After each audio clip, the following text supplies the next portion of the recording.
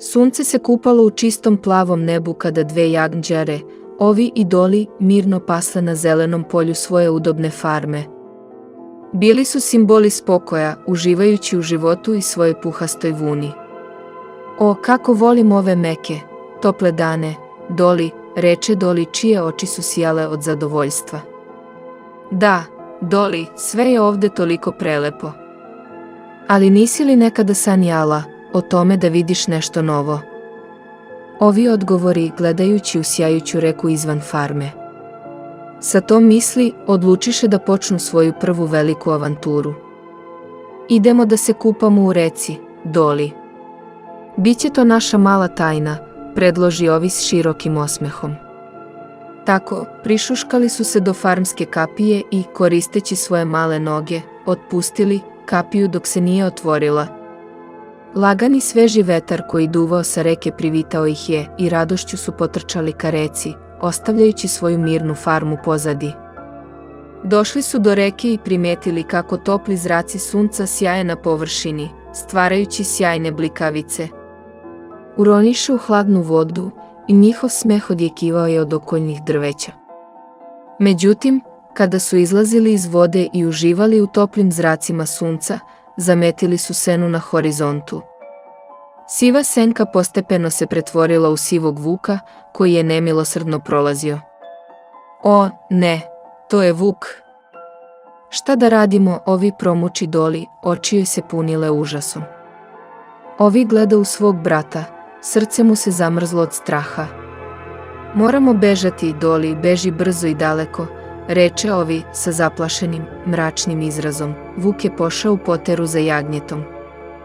Dva brata, Ovi i Doli, zaboravivši na svoj plan da plove u reci, zaputiše se napred, pravo u srce šume. Srca im bijahu kao bubnjevi na festivalu, a oči im odražavahu ogroman paniku.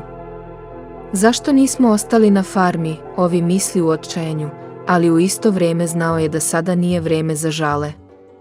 Iznenada, kao da je vrhom magičnog prača, iz ustrina zeka iskoči iz žbunja. Ovde ste, društvo, vikao je skakući niz stazu. Vuk, odvučen novim mogućim zalogajem, okretno se obrni i pođe za zekom. U međuvremenu, jagnjadi, zbog brzog razmišljanja, skočiše u gustu žbunju i privremeno se sakriše od gladnog pogleda vuka. Sedeli su onde, zadržavajući disanje, dok šuškanje pogone nije stalo. Kada su zvuci progone napokon iščezli, jagnjadi pažljivo su pogledali iz svog skrivališta. Nije bilo nikakvog znaka vuka. Zeka se, pak, vratio sa širokim osmehom na licu. Pa, da li ćemo izaći odavde, predloži, i svi su zajedno pošli dalje. Hodali su, probijajući se kroz gustu podšumu, dok nisu stigli do čistine gde je zek pokazao na ogromnu gomilu šargarepa. Možete mi pomoći sa ovim, reče on, pokazujući na šargarepu. Ovi i Doli se saglasiše. Tako su proveli ostatak dana, smejući se i rastovarajući šargarepu, uživajući u toplini sunca i slatkom mirisu šume. Ali u isto vreme, duboko u šumi, vuk ih je pratio, a njegove oči su sijale mračnom svetlošću. Vratit ću se, prošapta on, povlačeći se u tamu i spremajući nove lukave planove.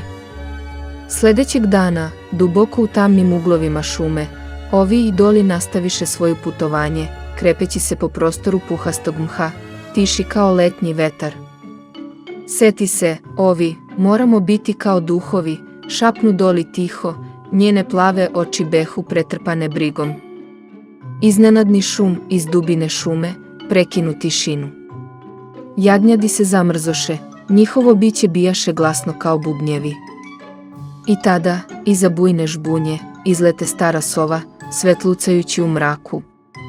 Takva mala jagnjad, a došli ste do tako duboke šume, reče ona, njen glas zvučao je kao šuškavo propadanje listova. Ovi, sahranivši se s obrazom, odgovori, izgubili smo se, gospođo sovo, pomozite nam, molim vas. Ali sova ne želeše da im pomogne i nastavi ponorima, ostavljajući jagnjadi same. Kak su nastavili svoje putovanje, Grane drveta počele su jedna u drugu spletati iznad njih, formirajući krov sličan tamno-zelenoj pećini. Onda, zvukovi šume postaju jedva čujni i neobična tišina se spušta. Ovi i Doli staju, osjećajući uznemirujuću atmosferu. Ovdje ništa nije u redu, Ovi, šapće Doli, njene oči postaju još veće, ispunjene brigom. Ovi kima glavom, potvrđujući njen strah. Moramo biti vrlo oprezni, odgovara on, glas mu drhće od straha i rešenosti. Krećući se napred, nalaze malo jezerce u kome su se odražavale zvezde. Voda je bila toliko čista da su mogli vidjeti svoje odražanje. Tamo gdje voda sreće zemlju, rastu gljivice koje neobično svetle u mraku. Onda, iza jednog drveta izlazi mali jež. Bio je tako mali da Ovi i Doli jedva suzdržavaju svoje zahvaljujuće vosklice.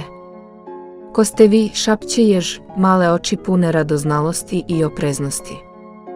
Mi smo jagnjad, Ovi i Doli, odgovara Ovi, pokušavajući zvučati što je moguće prijatnije. Izgubljeni smo i tražimo put kući. Mogu vam pomoći, reče jež, njegov glas beše nežan i topao. Jagnjadi počeše pohoditi ježa. Suve listove šuškaše pod njihovim nogama, mesečina osvetljavaše njihov put, stvarajući svetle i tamne pruge na zemlji. Vetar mazijaše njihovu vunu, noseći mirise šume i svežeg zemljišta. Međutim, pomerinjući daleko, atmosfera postajaše sve uznemirujuća. Na udaljenosti glasni rič vuka ehtožaše, čineći ih se tresti. Nemojte se plašiti, to je samo stari vuk, uspokojava ih jež, ali njegov glas zvuča neprekonositelno. Iznenada, senka vuka se pojavi u mesečini, pravo ispred njih. Ovi i Doli se zgroznu u strahu. Vuk beše ogroman, njegove oči sijahu u mraku i gledao ih je, sa nepritajenim interesom. Ovi i Doli zgroznu se u strahu, gledajući vuka koji ih je pratio vatrenim očima. Grizli su se jedno za drugo, trezneći od straha. Vuk je približavao, njegov zaplašeni pogled postajao je sve opasniji. Trebali smo slušati tatu, šapnula je Doli, a suze su se spuštale niz njene obraze. Ovi je kimnuo, osjećajući dubok žal i krivicu. Previše su želeli slobodu i nisu mislili o posljedicama. Iznenada, kao grom iz vedrog neba, začu se glasan i snažan rič. Vidjeli su ogromnu siluetu koja se približavala iz tame. Bio je to njihov tatko jaganac, njegovi rogovi blesteli sa svetlosti, a oči bile ispunjene besom i rešenošću. Držite se daleko od moje dece, vuku, tatko jaganac grmeo je glasno, upravljajući se prema vuku. Vuk se povarači, bes u njegovim očima brzo je zamenjen strahom. S teškoćem se okrenuo i potrčao duboko u šumu, izbjegavajući sukob s tatkom jagancem. Tatko jaganac je pregrlio svoju decu i oni su osjetili kako ih strah napušta. Obećali su svom tati da više neće napuštati farmu bez njegove dozvole. Razumele su da je sloboda važna, ali bezbednost i poslušnost su još važniji. Kada su se vratile kući, vidjele su da je sve na farmi bilo onako kako su ga napustile, ali sve im je izgledalo mnogo privlačnije i dragocene. Osjećale su kako im srca budu, ispunjena srećom zbog povratka kući i zahvalile svom tati na njegovom herojskom spasavanju. Nikad ne zaboravite, reče tatko grleći ih, sloboda je prekrasna, ali zahteva pažljivo postupanje. I uvek slušajte savete roditelja.